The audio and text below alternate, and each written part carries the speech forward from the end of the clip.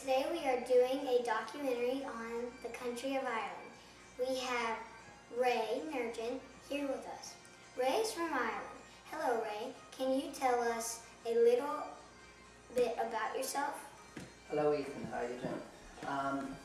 As you said, I'm Ray Nugent. I come from a place called Waterford, which is in the southeast of the country, and I lived there from at least when I was until about I was 24 years of age, and then I left there and I went to university in Galway, and then after that I worked in England for a couple of years, and then after that I came to the United States in 1990, and I've been here ever since.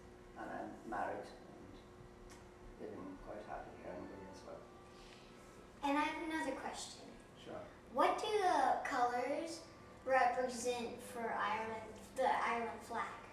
Okay, the green part, that represents what we call the Gaelic tradition, and the orange represents the Orange tradition, which is in the northeastern part of the country.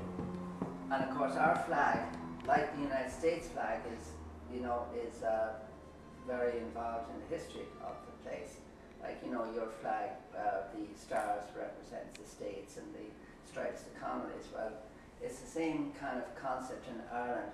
This green part, as I said, represents the Gaelic tradition, which is this part, and this is the orange up here, and then the white is kind of like peace between the two, because there was, a bit of antagonism between the two parts, and that's a whole historical type of thing. The orange came from a king of England. His name was William of Orange, and he was around the late 1600s. He came to the throne of England. His wife, he was from Holland, and his wife, she married him, and of course then they became William and Mary.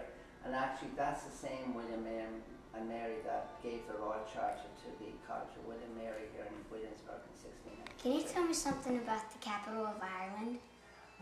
Well, actually, do you know what the capital of Ireland is? Dublin? That's quite correct. Dublin. Here on the east coast, it's the largest city, of course, and it's about 1 million population. And the next important cities in Ireland are Cork, that's the second biggest, then Limerick, and then Galway, and then of course there's Waterford, where I'm from. And in actual order, that's the way it would be. It would be Dublin, then Cork, then Limerick, then Galway, and then Waterford. Actually, you were telling me about your ancestors. I believe your mother told me that their names were Jamason, and curious enough, I saw in your name, if you change the A to an E, it's the same as the whiskey, which the distillery is still in Dublin to this present day. It's quite a large distillery too. Now I have two questions for you. Okay. The first one is, Sorry.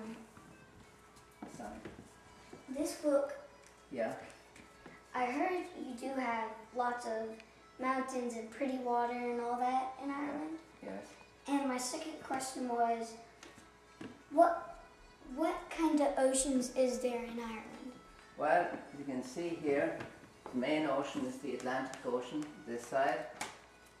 And of course, the further west you go, you reach this country, the US, and the Irish Sea here. And the distance between here and England on the map, if you look at the map, it's about, the closest is about, I think it's around 60 miles or something. England here. And then you've got here, if you can read it here, St. George's Channel. Yeah. So they're the main seas. And then you've got actually up here the North Channel up here, yeah. Oh, and Scotland is just, to me of interest, Scotland is just... What are the major lakes in Ireland? Okay, the major lakes are, the biggest one in Ireland is called Lough Neagh, up here in Northern Ireland. Rivers. And then there's Lough Derg, then there's Lough Ree, there's Lough Corrib over here in the western part in County Galway, and then there's Lough Erne in Fermanagh, which is part of Northern Ireland. And then you're asking me about the rivers. The biggest river in Ireland is called the River Shannon, over here. So it starts here in Limerick and goes up here and up here and up here and up here and up here and finishes around up here. And then you've got the River Liffey in Dublin. Then you've got in Cork, there's the River Lee. And then in Waterford, there's the River Shore. And they're the major rivers and lakes. What type of food do you eat there? Well, the main type of food would be pretty much like this country here, you know, vegetables and meat, fish, that type of thing. There's nothing really, really special. But do you like eat broccoli or? Oh yeah, sure. Lots of broccoli? Yeah, broccoli, yeah, vegetables. But they would have their own special Irish dishes, like Irish stew, and there's a dish called cannon, which is pretty simple. It is St. Patrick. Well, St. Patrick, he was the man that brought Christianity to Ireland. Before that, it was a pagan country, and he brought Christianity. That's St. Patrick's Day, March 17th. Because even that was the day that he died. He died on March the 17th, and actually he was born. He's buried in Downpatrick, which is up here in County Down. In actual fact, one of the places in Ireland is that he built a church in a mountain here. Oh yeah, here it's in County Mayo, called Croagh-Patrick, and he built a church on top of that mountain. And every one day in July, even to this time, there's a pilgrimage up to the top of St. Patrick. What's the government in Ireland? Well, like over here, they do have a president that's elected actually every 7 years, but it's not as powerful. It doesn't have the same powers as the president of the United States. The person who's got the most powers, like the president of the United States, is the prime minister of the country. These were after decimalisation, because decimalisation came in, I think, just February, and this is August to be, you know. That's 8. These 5, so yeah. 5, 5, 6, 7, 8. Yeah. And you notice this now, Port Larica, that's the Irish for where I come from. I come from a place called Waterford in Ireland, and that's the Irish for Waterford, Port Larica. But that is Roman numerals. Correct, yeah. And so this would have been, these numbers, they would just put 6 or 3 or 10 or whatever the amount would be on a stamp from 1971 all the way through to, it'd be, I think it was 2000 when they changed to the euro. And they use this symbol now on the stamps. Now this is very high value because I got a package from Ireland. Normally the rate would be to send a letter from Ireland to over here would be about, I think it's 90 cents, something like that. Does the money look the same as America? No, completely different. But of course, nowadays it's all the euro. I do have some euro here, so we could work backwards, which would be a good idea. Here's the euro. It's what I use if I went home. €5 bill. It's soft too. That's €10. And then immediately prior to that, we would have used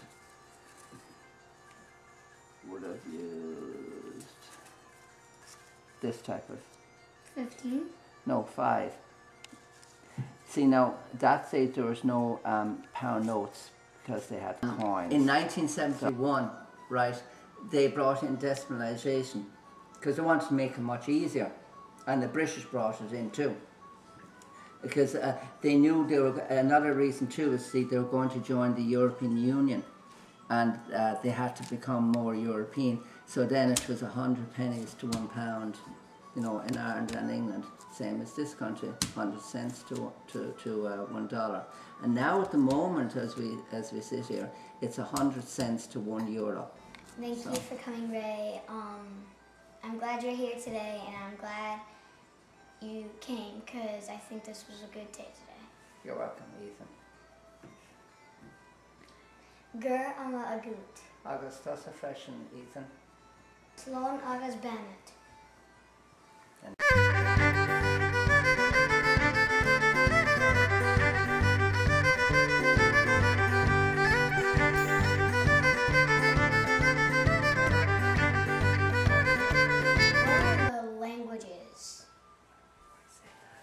Do you know any languages yourself?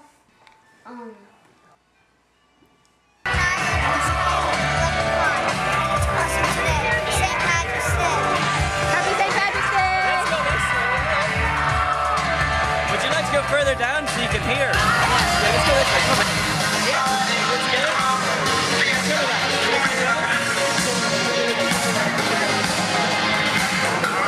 Excuse me, I'm speaking to you.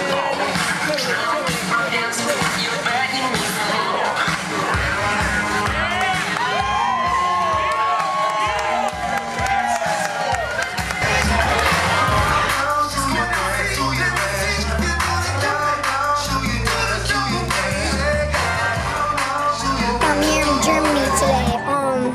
I was in Ireland last time, now I'm in Germany. I'm about to ride the Loch Ness Monster of horror, and it's going to be awesome. I told you guys it's going to be awesome. So, now I'm about to go get dipping points. See ya!